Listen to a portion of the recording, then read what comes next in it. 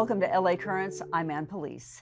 Mitch O'Farrell has served on the Los Angeles City Council since 2013. The two-term council member has been a well-known fixture in his district, which runs from Hollywood to Glassell Park. Joining us today to talk about the many highlights of his political career so far, welcome Los Angeles City Council member for the 13th District, Mitch O'Farrell. Hi, Mitch. Hi. Thanks for, good to be here, Ann. Thanks for joining us. Glad you could make it. There's been a lot of political change in Los Angeles this year. What was different, in your opinion, about this election cycle? I've been a resident of the 13th for 40 years. I've seen the changes. There have been significant changes in the last 5 to 10 years for sure. There has been an outflow of Latino residents in Echo Park and Silver Lake and some of the other neighborhoods, and an inflow of younger non-Latino residents who have bought up a lot of properties and renovated homes and all of that. And I think they have probably a different outlook ideologically, and I think that played a role in this election. And then just the advent of social media as well. And social media was weaponized a long time ago. Some of these platforms are really facilitate misinformation and disinformation. That definitely played a role in this election. Yeah. But despite all of that, we are very proud of the campaign we ran. We're proud of the accomplishments and the services that we provided over 2 terms, and then previous to that, 10 years working in the office of my predecessor. And we know that the entire district will benefit well into the future from some of our policy accomplishments and just our level of constituent services. We have lots of lasting legacies that are visible now and will be visible into the future, and people will benefit from them. Yeah, you laid the groundwork for many things that will continue happening in the future. Are there some highlights of your political career in the 13th District that really stand out? It's been, like I said, it's been a lot of years that you've been serving your community in that position, so I don't expect you to name one favorite child, but is there something that really stands out? So many of the things that we were able to do stemmed from my work under the auspices of my predecessor. For example, 3 bridges across the Los Angeles River. Most of them I worked on before becoming the council member. But since becoming a council member, we have funded a 4th bridge across the Verdugo Wash, which will connect the North Atwater Village with the Glendale Riverwalk. That was all under my office. So over the years, we worked on the funding, we worked with the various agencies, and identified the funding, our own Bureau of Engineering, et cetera, our own city departments. And I don't know of another council office that has 4 bridges across the river under their watch. So we're very, very proud of that. Yeah. And then our remarkable success in reducing homelessness over the last 2 years, especially in the Hollywood area. Hollywood is one of the most impacted communities of homelessness. And because of the ecosystem, the infrastructure that we built, from the no barrier into a safe environment all the way to permanent supportive housing, we've housed about 1,000 people in the 13th District over the last 2 years alone. Hollywood alone represents a 57% reduction in homelessness, not because we've moved people away or displaced them or done any sweeps, because we don't do that. We've actually stood up the housing solutions as much or more than any other council office.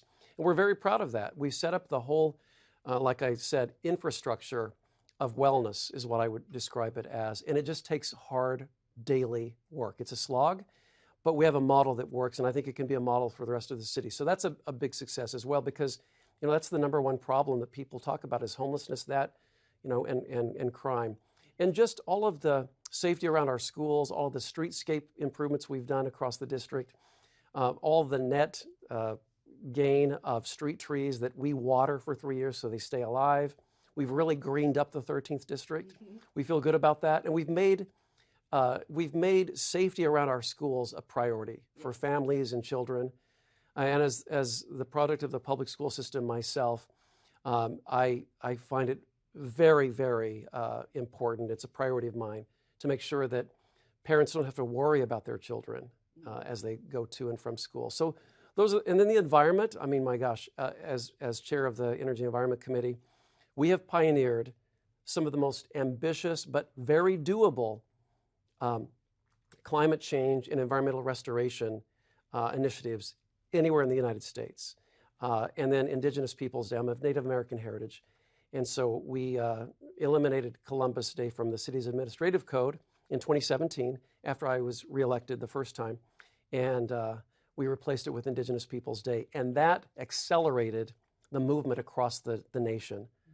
So we're very proud of all of those accomplishments, and we've done a lot more. Yes. Oh, the list is, we couldn't get to it just on this, not just on this show. Let's circle back, talk a little bit about the homelessness situation that you dealt with while you were in office. We can't let you go without talking about Echo Park.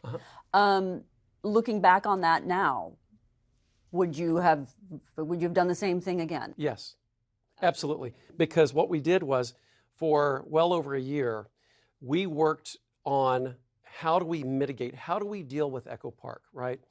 So we always focused on the unhoused who were at the park itself. Now, what happened as the months progressed, it was during the pandemic. So there were protocols in place.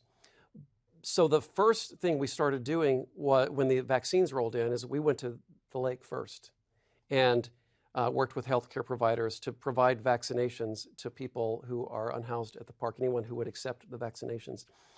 We stood up the housing solutions 2 or 3 different times, but had to stand down because of the surge in infections pre-vaccine. But we purchased an entire building just for Echo Park through Project Home Key. We stood up housing solutions across the district and in some instances in other council districts, because what I knew I needed to do was to have a placement for every single person there, no matter how many folks ended up at the lake. So we worked diligently with all of our partners, Urban Alchemy, LASA, all of the practitioners in that space. And we were fully prepared. We provided storage space for anyone who wanted to store anything.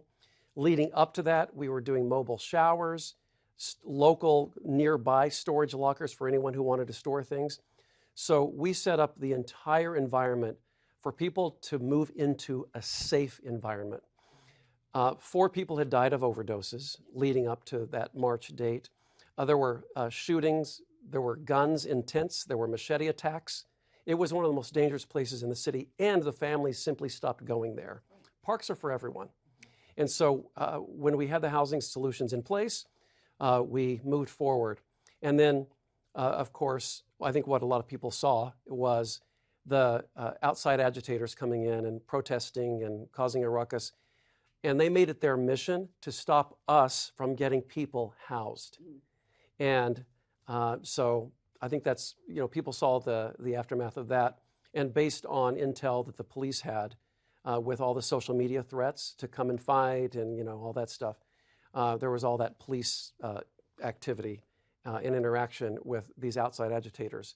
All the while, my team and I were focused on getting people housed. And that's what we did. And we did so successfully. And there's been lots of misinformation and disinformation. A fraudulent report from one of the UCLA departments that was authored. 3 of the people who were at the lake fighting against us to get people housed were authored that report as well. And I think it all had an impact, and it was unfortunate. Some media outlets covered it very accurately, others not so much. One major media outlet referred to the conditions there pre-housing operation. They referred to it as a commune-like society. The situation at Echo Park Lake? Yes. Okay. Where, overdose deaths and... Well, commune has a different meaning than maybe what was actually happening. Absolutely. Yeah. Yeah, very much so. It was quite shocking when I saw that in print. Okay. When you when you talk about the housing that you put in place, not just for the folks at Echo Park, but all over your district, is that housing that will now continue just long after you're gone, long after the next person's gone? The contracts are there. So we enter into contracts for the tiny home villages. You know, we didn't stop. When we closed Echo Park Lake and housed everyone there who would accept it, and then we made the $1.1 million in repairs from the vandalism and the damage and the deferred maintenance. Yeah. We were able to reopen the park in time for Memorial Weekend 2 summers ago now. Right. After that, we still stood up more housing and continue to do so, including the tiny home village in Echo Park, including the safe sleep site that is now making way under construction as we speak, is a 454 unit campus of permanent supportive housing. Mm-hmm. Another tiny home village on 3rd Street, more bridge home sites. I mean, we have so much going on, and we have under contract more Project Home Key sites. So all of that is continuing, and these sites are under contract. Yeah. So they won't likely be disrupted because that would be very counterintuitive and counterproductive. But I'm hopeful that the work that we do in these transitional housing is to get people into permanent housing. Right. I mentioned the whole ecosystem that we set up. Mm-hmm. It's working because some of the folks who are the safe sleep site, we moved over to the tiny home village that we built on 3rd Street. Some of those folks have graduated into permanent housing. It's a whole system that has to be created in the city of Los Angeles. Right. And we've done that in the 13th district, and I think it could be a model for the rest of the city. You were council member during one of the toughest times, being the pandemic. You alluded to that several times, but you also helped out with renters assistance grants, subsidy assistance, COVID recovery in your district. Yes. Talk a little bit more about that and how long-term that has affected your area. We started that. So we were the first council office, along with one other. It was Council District 6. The council member there decided, right along with me, we're the only 2 council districts that did this. We allocated funding from our discretionary fund to help about 500 households pay their rent during the pandemic. That served as a model for our rent subsidy program citywide.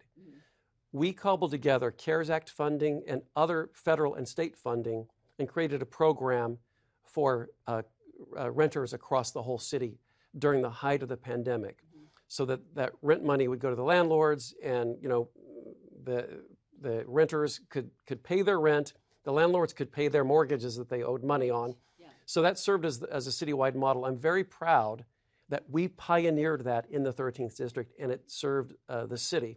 We also, what I did in late March of 2020, we had a caucus in my office, and I said, let's pivot and reprioritize all of our spending money, all of the discretionary funds. I created a fund for small theaters, a grant. I created a grant for small businesses, and of course the rent subsidy that you heard about. And last month, as the protections sunset in late January, I created another $5 million fund out of my discretionary money to help renters in the 13th district with $5,000 grants. No one else has done that. Doesn't look like anyone else is going to, but we have. So I'm very proud that we are helping about another 1,000 households pay their rent as these COVID protections come to an end. Right, they're all sort of wrapping up. Yeah. You mentioned the grant for small theater community. I don't want to brush over your influence on the arts community in your district because you've done some great things. Art's very important in any community. We can't just be dealing with the nuts and bolts. Of course, are very important. Arts always kind of seems to slide in on the side, but you made that a priority. I did, and you did a lot. Arts, especially in LA, it's a very weird paradox. It's seldom, if ever, a real priority to celebrate and elevate the arts and culture in Los Angeles, which is a shame. It is. Because arts and culture help define the character of a city, and they offer enrichment. They are arts and culture are oftentimes what make a city attractive to even live in. Yeah. I come from a theater background. I come from an artistic background. I have a brother who is a painter. We dabbled in everything when I was growing up through the public school system, where music classes were offered, paint, pottery, all that. So I have the mindset of an artist. I always will. I was a professional dancer.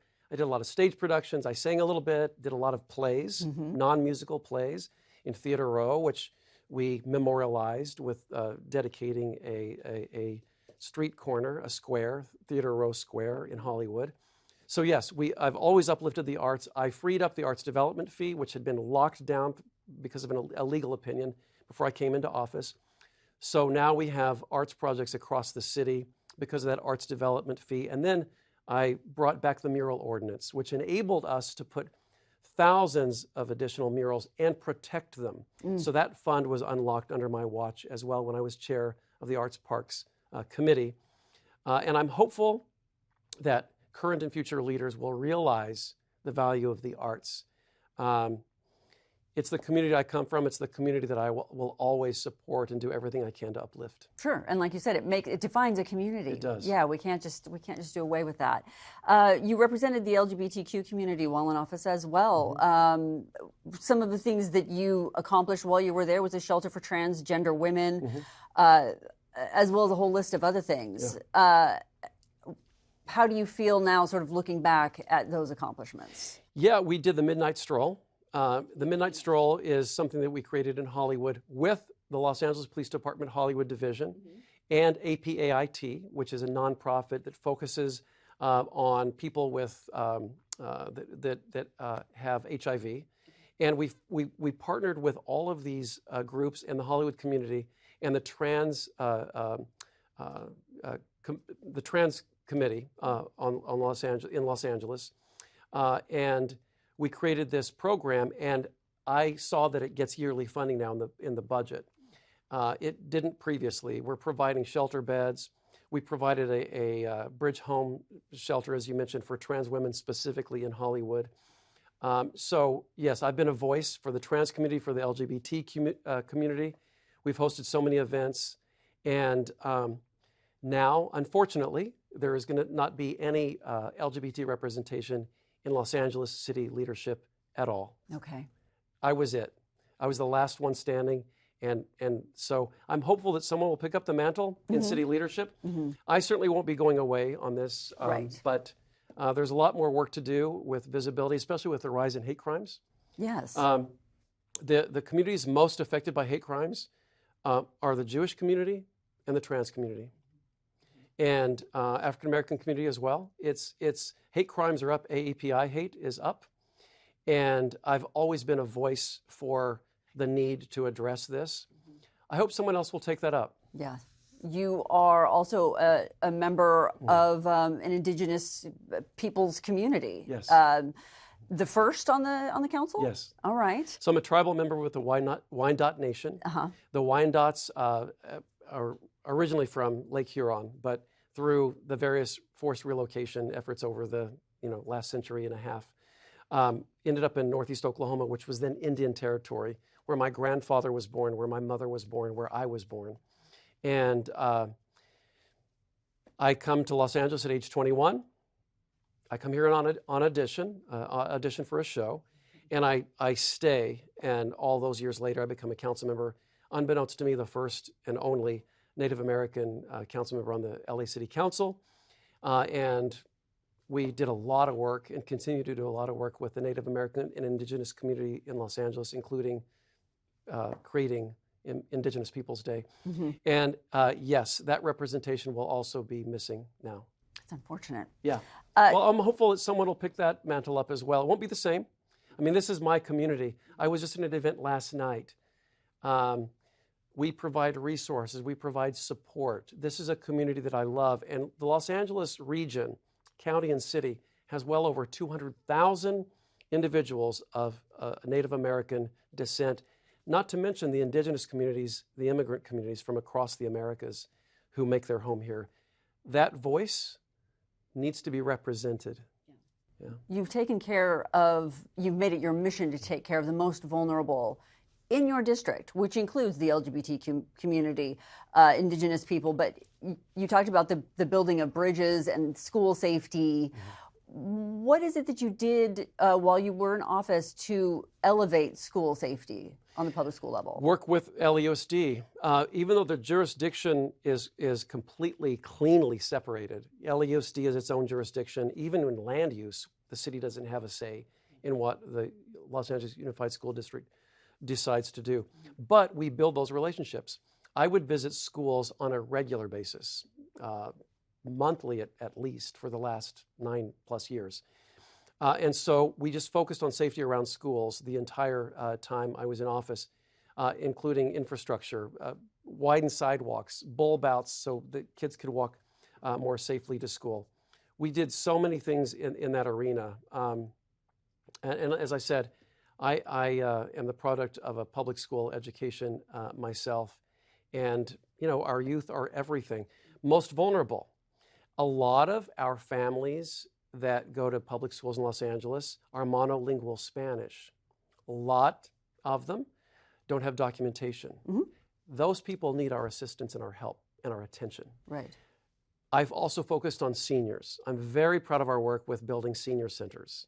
I built one in Glassell Park, one in Echo Park, supporting existing senior centers elsewhere, real big on the seniors. And then lastly, the animals. I'm an animal welfare activist. I always have been. I volunteered for years at the Wildlife Way Station in Simi Valley, long before I came into public service. And so I helped ban elephant bullhooks. I banned snares in the city of Los Angeles, ironically enough.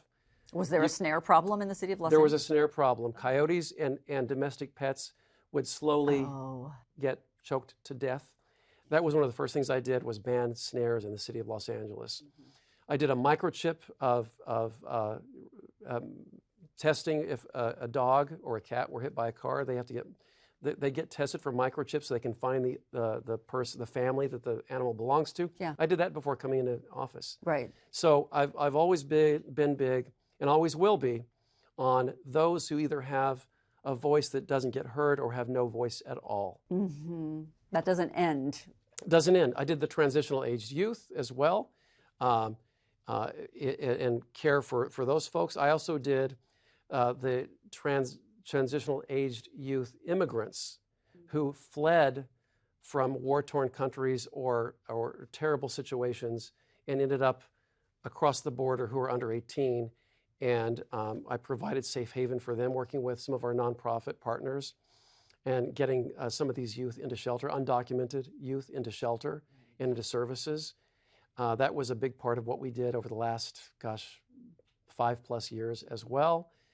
I've led delegations to Tijuana to provide services to Central Americans who are waiting for asylum hearings at the border. Yeah. The American dream is important, and unless you are Native American or indigenous, everyone's an immigrant, either first, third, seventh generation.